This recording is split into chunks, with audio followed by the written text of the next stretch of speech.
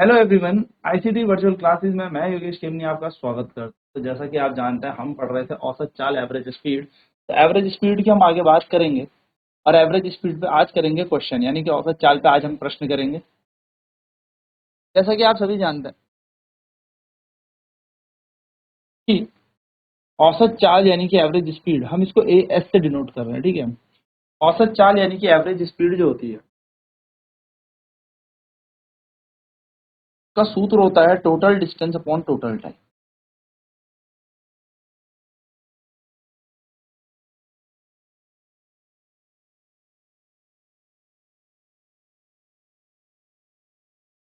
यानी कि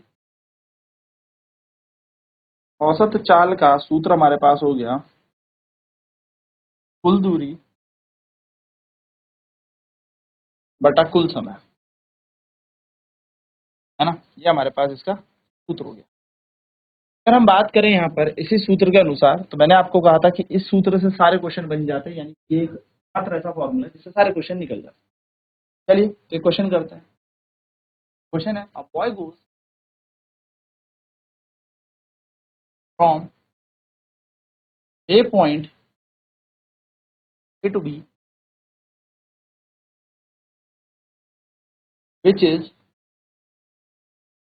60 kilometre apart and B to, बोल सकता हूँ apart, in time 2 hours and point B to सी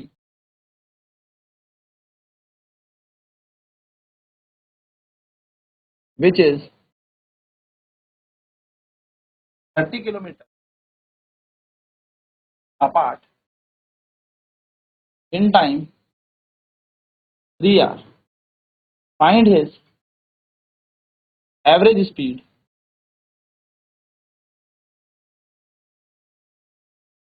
ठीक है, ठीक है ना। एक लड़का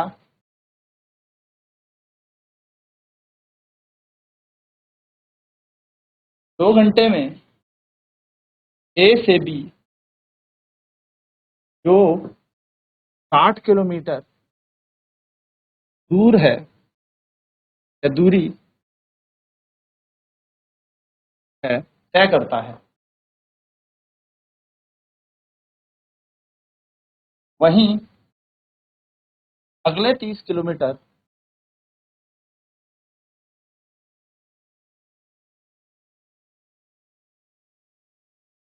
बी से सी 3 घंटे में तय करता है।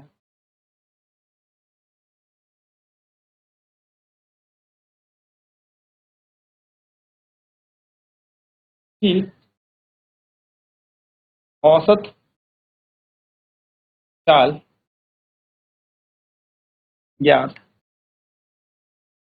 करें। ठीक है, सिंपल सा ये क्वेश्चन है। करने का तरीका क्या होगा, सबसे पहले हम इसको क्या करेंगे, रिकॉर्ड कर लेते हैं। एक लड़का ए से बी गया और फिर बी से सी जा रहा है। ए से बी जो दूरी है वो है 60 किलोमीटर और बी से सी जो दूरी है वो है 30 किलोमीटर। इस लड़के को ए से बी, यानी कि ए बिंदु से बी बिंदु जाने में लगते हैं 2 घंटे, और वहीं बी बिंदु में जाने में इसको लगता है 3 घंटे, जैसा कि हमें प्रश्न में दे ही रखा है ना। तो इसकी औसत चाल निकालनी, तो हम सबसे पहले क्या करेंगे, हम लिखेंगे distance from A to B. Let distance from A to B, क्योंकि हमें एग्जाम में पूरा सॉल्व करके आना है। A to B, B D one, तो डी वन बराबर है हमारे पास 60 kilometre,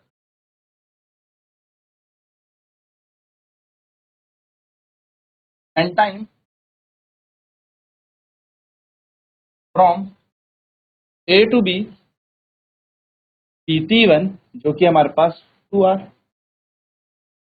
late distance from B to C B D two, का मान हमें दे रखा है 30 किलोमीटर। मान लिया बी से सी तक की दूरी डी टू है, इसका मान हमें कितना दिया है, 30 kilometre. And time from B to C be T2 that is 3 hours, क्योंकि 3 घंटे दे रखा है ना।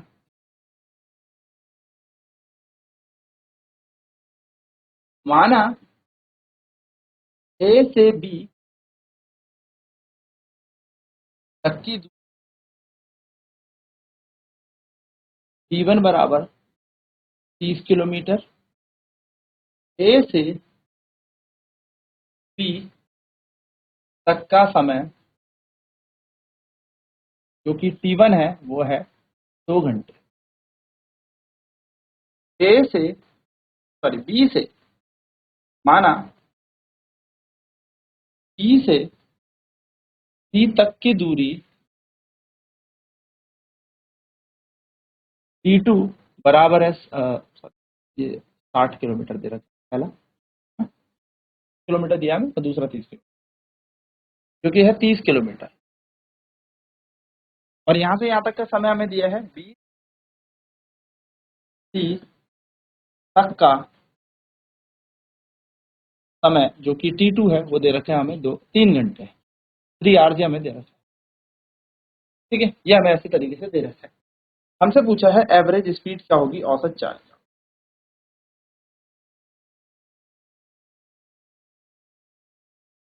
हमसे औसत चाल,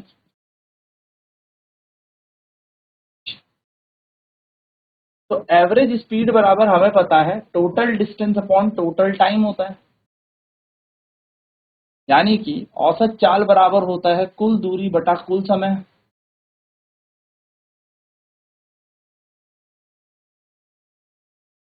दूरी बटा कुल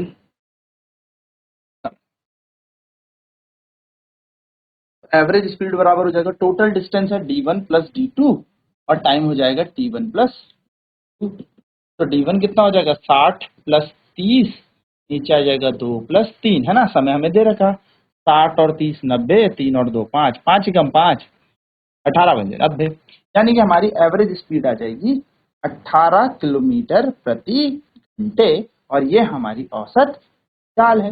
यही हमें करना, सिंपल सा क्वेश्चन था, सिंपल सा इसका सोल्यूशन है। चलिए फटाफट से नोट डाउन करेंगे, देन बढ़ेंगे हम अगले प्रश्न की तरफ। ए से बी से सी, ठीक है, ए से बी 60 किलोमीटर, बी से सी हमें दे रखा है 30 किलोमीटर, ए से बी है 2 घंटे में जाने का समय, बी से सी है 3 घंटे में। तो पूछा है ए से बी का डिस्टेंस हमने D1 माना जिसका मान 60 किलोमीटर ले लिया, टाइम जो ए से बी के लिए है वो T1 मान लिया, 2 घंटे दिया है। Distance from B to C D2, यानी कि D2 हमने क्या माना, बी से सी तक की दूरी को मान लिया, और time from B to C will be T2 जो 3 घंटे में क्वेश्चन के अनुसार दिया है।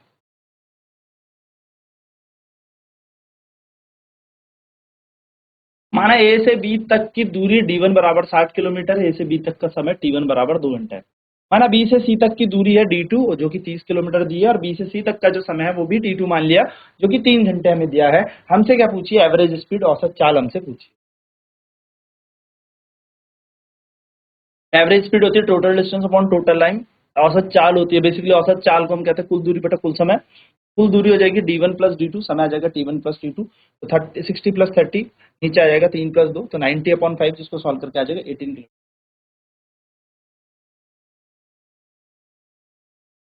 अगला क्वेश्चन करते हैं। A boy goes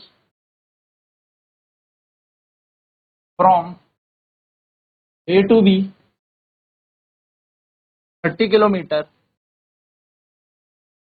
in 2 hour, B to C kilometre in 3 hour, C to D 40 kilometre 4 hour, and C to E 100 kilometre in 5 hours, find his average speed. क्वेश्चन क्या कह रहा है, एक लड़का ए से बी 30 किलोमीटर 2 घंटे में जाता है, बी से सी 60 किलोमीटर 3 घंटे में जाता है, सी से डी 40 किलोमीटर 4 घंटे में जाता है।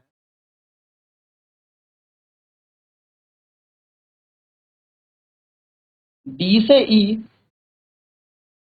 100 किलोमीटर 5 घंटे में जाता है।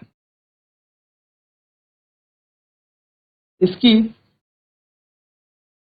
औसत चाल ज्ञात करें। आने बहुत ही